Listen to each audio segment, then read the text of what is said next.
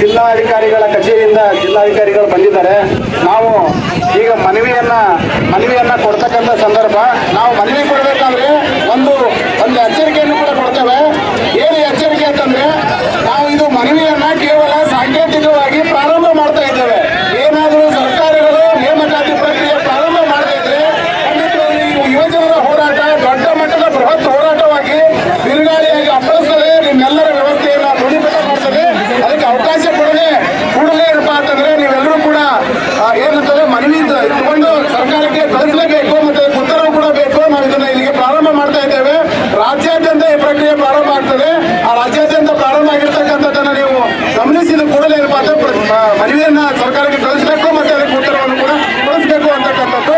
ಆಮೇಲೆ ಇನ್ನೊಂದೇನಪ್ಪ ಅಂತಂದ್ರೆ, ಎಲ್ಲ ವಿದ್ಯಾರ್ಥಿ ಯುವಜನರ ಪರವಾಗಿ ಮನವಿಯನ್ನ ನಾವೀಗ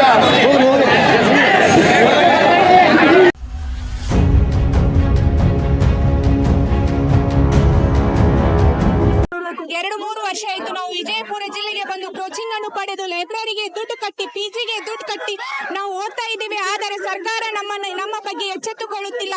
ಹೀಗಾಗಿ ಈ ಜಿಲ್ಲೆಯಲ್ಲಿ ನಾವು ಹೋರಾಟವನ್ನು ನಡೆಸುತ್ತಿದ್ದೇವೆ. ಅದೇ ರೀತಿಯಾಗಿ ಎಲ್ಲಾ ಜಿಲ್ಲೆಯಲ್ಲಿ ಹೋರಾಟವನ್ನು ನಡೆಸಿದರೆ ಆ ಸರ್ಕಾರ ನಮಗೆ ಎಚ್ಚೆತ್ತುಕೊಂಡು ಉದ್ಯೋಗವನ್ನು ಆದಷ್ಟು ನೇಮಕಾತಿ ಮಾಡಬೇಕೆಂದು ಸರ್ಕಾರ ಯಾವವರೆಗೂ ನೇಮಕಾತಿ ಮಾಡುವುದಿಲ್ಲವೋ, ಎಲ್ಲಿವರೆಗೂ ನೇಮಕಾತಿ ಮಾಡುವುದಿಲ್ಲವೋ ಅಲ್ಲಿವರೆಗೂ ನಾವು ಹೋರಾಟವನ್ನು ಮಾಡುತ್ತೇವೆ ಎಂದು ನಾನು ಹೇಳುತ್ತಿದ್ದೇನೆ.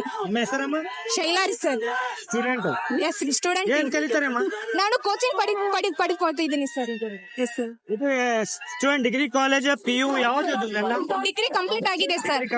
ನಾನು 3 ವರ್ಷ ಸರ್ ವಿಜಯಪುರದಲ್ಲಿ ಇದ್ದು PG ಮಾಡಿಕೊಂಡು ಲೈಬ್ರರಿ ದುಡ್ಡು ಕಟ್ಟಿ ಓದ್ತಾ ಇದ್ದೀನಿ ಸರ್.